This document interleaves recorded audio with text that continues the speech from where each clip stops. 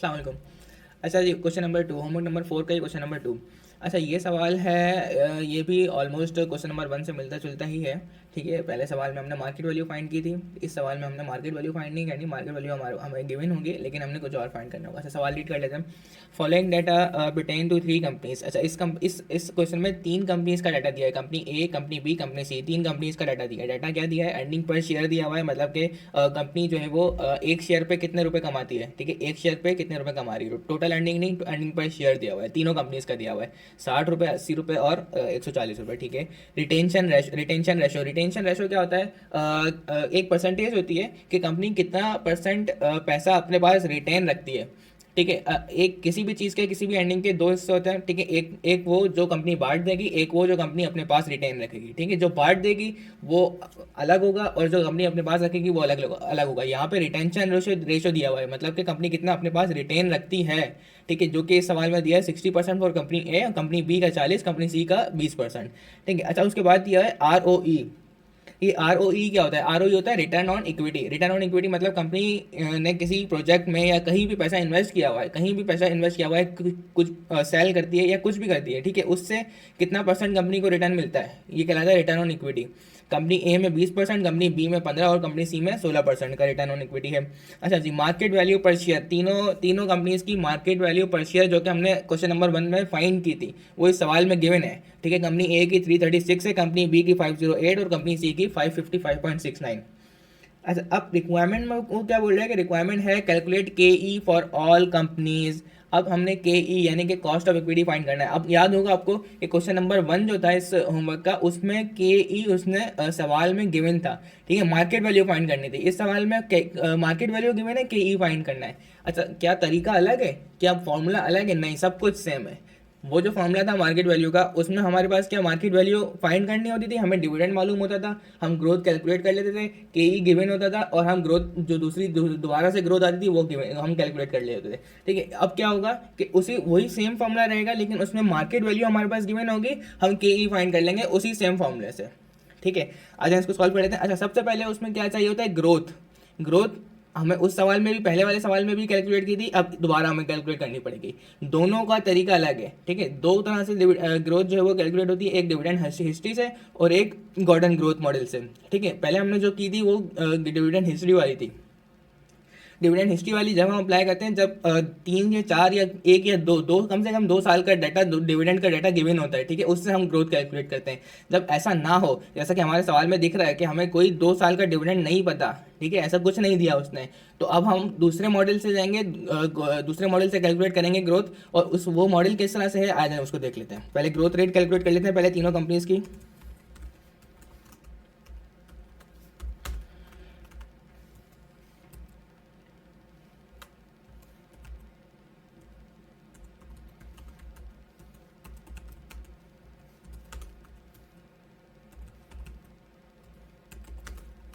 Company A B C.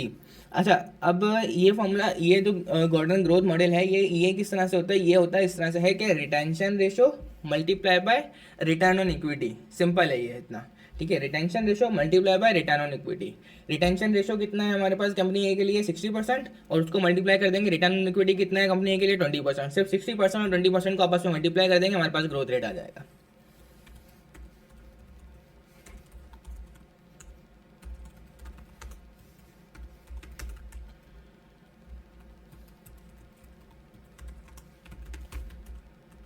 Retention ratio company ए का 60% है, company B का 40% है, और कंपनी सी का 20% है। सब पहले तीनों कंपनीज का डाटा पुट कर देते हैं ताकि कैलकुलेट करने में फिर ज़्यादा आसानी रहे।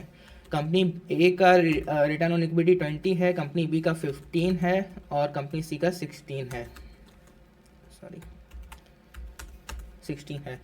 ठीक है, अच्छा,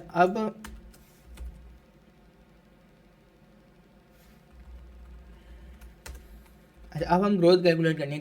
ग्रोथ रेट किस तरह से निकलेगा? Simple, retention ratio multiply bye return on equity. तो हमने इन दोनों को सिर्फ मल्टीप्लाई करना है और कुछ भी नहीं करना है। ठीक है, तो हमारे पास ग्रोथ रेट फॉर कंपनी ए आ गया 12%। इसी तरह से कंपनी बी और सी का भी आ जाएगा। कंपनी बी का आ गया 6% और कंपनी सी का आ गया 3.2%। ग्रोथ रेट हमने निकाल लिया। ठीक है, हमारे पास मार्केट वैल्यू गिवन है। ठीक है, और डिविडेंड हमारे पास गिवन है, डिविडेंड नहीं गिवन। डिविडेंड कैसे लेके आएंगे? आ जाएगा बिल्कुल सवाल में साफ साफ उसने डिविडेंड नहीं बताया, लेकिन उसने फिर भी बता दिया है। ठीक है, देख लेते हैं किस तरह से बताया है। अच्छा, अब हम एक चीज़ ये देख लें पहले कि डिविडेंड उसने किस तरह से बताया, या बल्कि हम ये देख लेते हैं कि ये जो फॉर्मूला था जो हमने ऊपर लिखा था मार्केट वैल्यू का, इसको पहले हम नीचे ले आते हैं। ओहो बस भाई,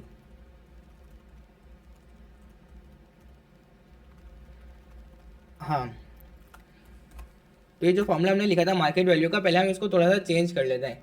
चेंज इन द सेंस ये कर लेते हैं कि के ई हमें रिक्वायर्ड है ना इस दफ़ा, तो हम के ई को इस तरफ ले आते हैं, मार्केट वैल्यू को इधर ले आएंगे। ठीक है, अच्छा मैं आपको फॉर्मूला ड्राइव कर देता हूँ के ई का पूरा। होता है सेम इस तरह से ही है, आप इसको कैलकुलेटर में डायरेक्ट भी कर सकते हो, सॉल्व फॉर एक्स रख के। ठीक है, के ई यहाँ पे एक्स रख के, अगर वैसे नहीं तो फॉर्मूला मैं ड्राइव कर रहा हूँ, ठीक है, फिर वो वाला फॉर्मूला यूज़ कर लेना। अब करेंगे क्या हम कि के ई माइनस जी इधर डिवाइड हो रहा है, ठीक है, उधर लेके जाएंगे इसी वस्तु के, तो वो वहाँ जाके मल्टीप्लाई होगा। तो मार्केट वैल्यू उधर पहले से है, ठीक है, वहाँ पे ये जाके मल्टीप्लाई होगा के ई माइनस जी। ठीक है, यहाँ पे क्या बचा, डिविडेंड इंटू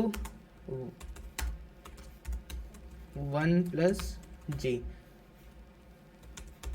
ठीक है, ऐसा ही है, यहाँ के ई माइनस जी डिवाइड हो रहा था, हम वहाँ पे लेके गए मल्टीप्लाई हो गया। ठीक है, मार्केट वैल्यू से मल्टीप्लाई हो गया, इक्वल्स टू के इस बार क्या बचा, डिविडेंड इंटू 1 + जी। अब मार्केट वैल्यू वहाँ पे मल्टीप्लाई हो रहा है, तो यहाँ लेके आएंगे तो डिवाइड हो जाएगा, तो यहाँ बचेगा सिर्फ के ई माइनस जी, और यहाँ पे डिविडेंड इंटू 1 + जी ऐसे ही रहेगा, और नीचे मार्केट वैल्यू आ जाएगा।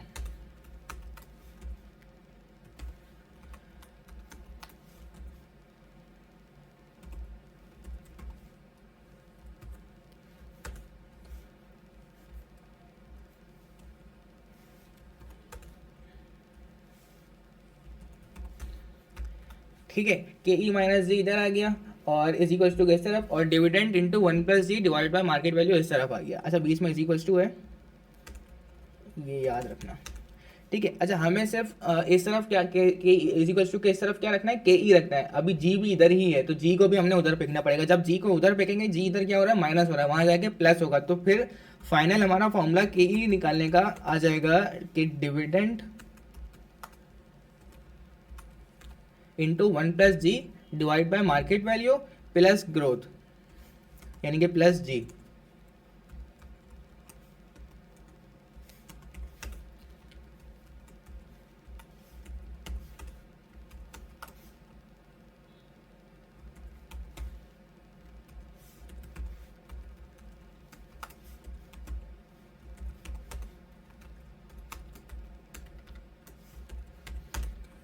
ठीक है, समझ में आ गया के ई निकालने का फॉर्मूला किस तरह से आ गया।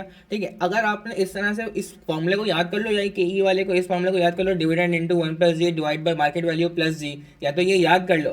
ठीक है, अगर ये याद नहीं करना, ज़्यादा मेहनत नहीं करनी, तो सिंपल एक फॉर्मूला याद रख लो, मार्केट वैल्यू वाला। मार्केट वैल्यू वाला क्या था, market value is to dividend into 1 + ji divide by k e minus जी। ठीक है, ये फॉर्मूला याद कर लिया आपने। अब के ई भी मालूम करना है ना, तो उस सवाल में कुछ भी ना करो, कैलकुलेटर पे जाओ, मार्केट वैल्यू की जगह पे मार्केट वैल्यू लिखो जितनी सवाल में गिवन है, इज इक्वल टू का सिंबल लगाओ। ठीक है, डिविडेंड लिखो, ग्रोथ लिखो, के ई की जगह पे एक्स लिख दो, और सॉल्व फॉर एक्स कर दो। ठीक है, हमारे पास के ई निकल के आ जाएगा। वो आसान ज़्यादा तरीका है, लेकिन अगर वैसे नहीं करना आता, कैलकुलेटर में नहीं हो पाता, तो कोई मसला नहीं, ये फॉर्मूला याद कर लो, इस फॉर्मूले से के ई कैलकुलेट कर लेना। ठीक है, अच्छा हमने के ई कैलकुलेट करना है। अब है ये ऐसा कि ग्रोथ हमारे पास आ गई, ठीक है, और मार्केट वैल्यू हमारे पास गिवन है, हमें डिविडेंड नहीं पता। डिविडेंड कैसे पता करेंगे, देखिए डिविडेंड इस सवाल में अगर हम देखें तो वो बोल रहा है कि रिटेंशन अर्निंग पर शेयर कितना था, 60 रुपये का।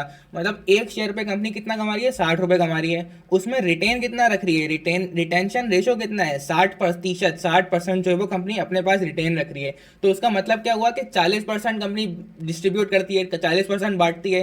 ठीक है, जब 40% 60% अपने पास रखेगी, तो 100% में से 60% अपने पास रखेगी, तो 40% ही बचेगा ना जो बांटने के लिए होगा। तो 40% जितना भी अर्निंग पर शेयर है ना, उसका 40% ले ले, तो हमारे पास डिविडेंड पर शेयर आ जाएगा। सिंपल है, इतनी सी बात।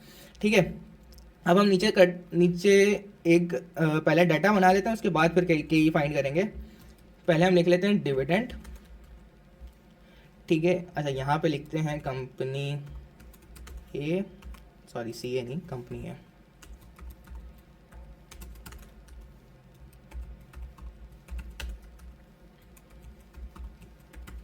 कंपनी ए बी सी, ठीक है, डिविडेंड। अच्छा, कंपनी ए के बारे में अर्निंग पर शेयर कितना था हमारा, 60 रुपये का उसने कमाया और 60% उसने रिटेन किया, तो मतलब 40% उसने बांट दिया। 60 रुपये पे 40% उसने बांट दिया, तो सिंपल 40, 60 रुपये का 40 यहाँ पे 40% लोगे तो आपके पास डिविडेंड आ जाएगा 60 × 40%, ठीक है, तो यानी 24 रुपये का डिविडेंड कंपनी ए का आ गया।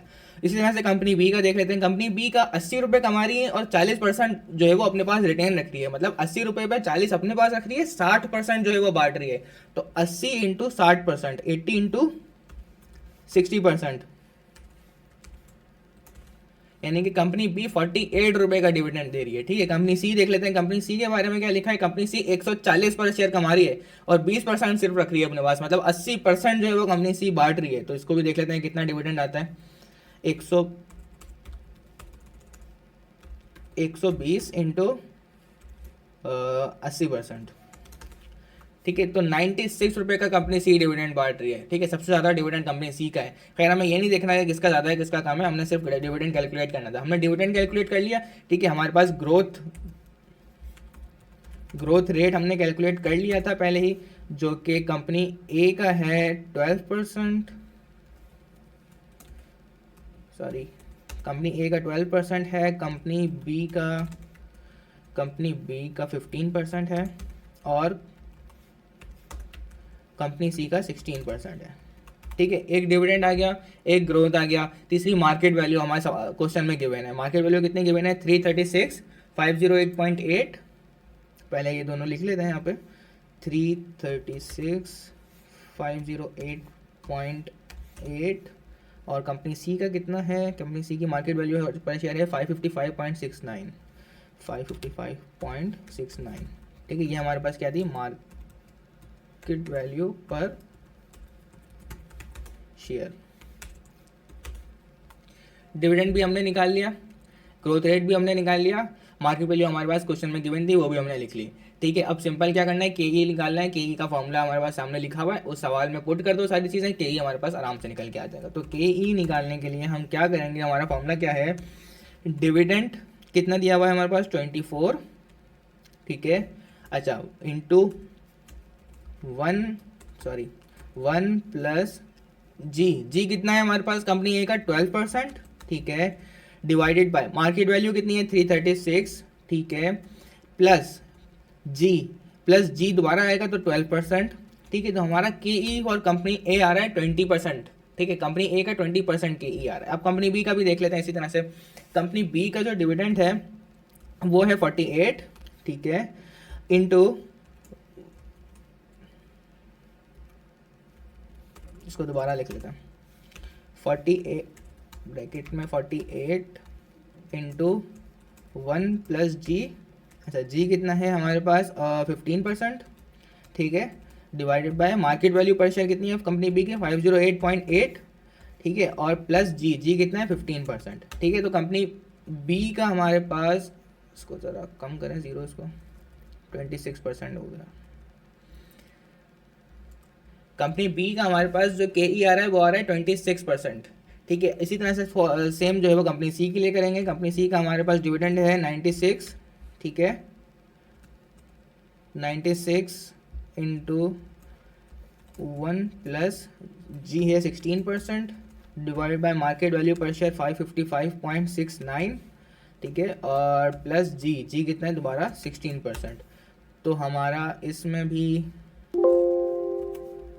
जो के ई आ रहा है फॉर कंपनी सी वो आ रहा है 36%, ठीक है। 3 कंपनीज का हमने फाइंड करना था, 3 कंपनीज का हमने के ई फाइंड करना था, ठीक है। हमने देखा कि अगर के ई हमने फाइंड करना है तो हमें मार्केट वैल्यू होना जरूरी है, हमारे पास डिविडेंड पता होना जरूरी है और हमारे पास ग्रोथ पता होना जरूरी है, ठीक है। तब हम जो है वो किसी भी कंपनी का के ई यानी कि कॉस्ट ऑफ इक्विटी फाइंड कर सकते हैं।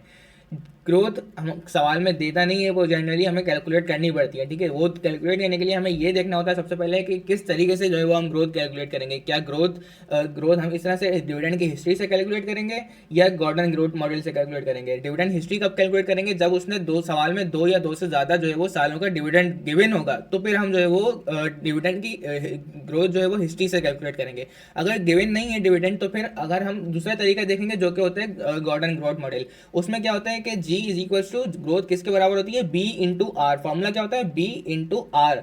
बी का मतलब होता है retention ratio multiply by r small r. Small r का मतलब होता है आर ओ ई, यानी कि रिटर्न ऑन इक्विटी, ठीक है। इन दोनों परसेंटेज को हम मल्टीप्लाई करते हैं तो हमारे पास ग्रोथ रेट आ जाता है। ग्रोथ रेट हमने निकाल लिया, मार्केट वैल्यू हमारे पास सवाल में दी हुई थी, हमने डिविडेंड देखा किस तरह से निकलेगा। डिविडेंड अगर हमारे पास सवाल में उसने सीधा सीधा नहीं बताया हुआ, लिख के नहीं दिया हुआ, तो फिर हमें ये दिया हुआ होगा कि रिटेंशन रेशियो कितना है, ठीक है। तो हम ये देखेंगे कि जितना परसेंट कंपनी रिटेन कर रही है उसका अपोजिट जितना रिमेनिंग है वो सारा कहाँ जाएगा, वो सारा कंपनी डिविडेंड पे कर रही होगी। अच्छा, यहाँ क्योंकि अभी हम ज़्यादा एडवांस पे नहीं पहुंचे हैं, बेसिक पर हैं, तो इसी वजह से हम ये देख रहे हैं कि जितनी भी एंडिंग है उसके दो हिस्से बना रहे हैं। एक वो जो कंपनी रिटेन करेगी, एक वो जो कंपनी डिस्ट्रीब्यूट करेगी डिविडेंड, ठीक है। आगे जाके ऐसा नहीं रहेगा, आगे जाके बहुत सारी चेंजिंग होंगी, ठीक है। एक एक एंडिंग के तीन हिस्से भी बनेंगे, ठीक है। कंपनी रिटेन कर रही होगी, कंपनी डिस्ट्रीब्यूट कर रही होगी। अब डिस्ट्रीब्यूट में फर्दर दो हिस्से होंगे, डिस्ट्रीब्यूट किसको कर रही होगी, शेयर होल्डर को या डेट होल्डर को, तो वो आगे जाके आएगा। लेकिन इस सवाल में कोई डेट होल्डर नहीं था, सिर्फ ऑल इक्विटी कंपनी थी, ठीक है। तो जितना भी डिस्ट्रीब्यूट करना है वो सारा कंपनी ने किसको डिस्ट्रीब्यूट करना है, शेयर होल्डर्स को।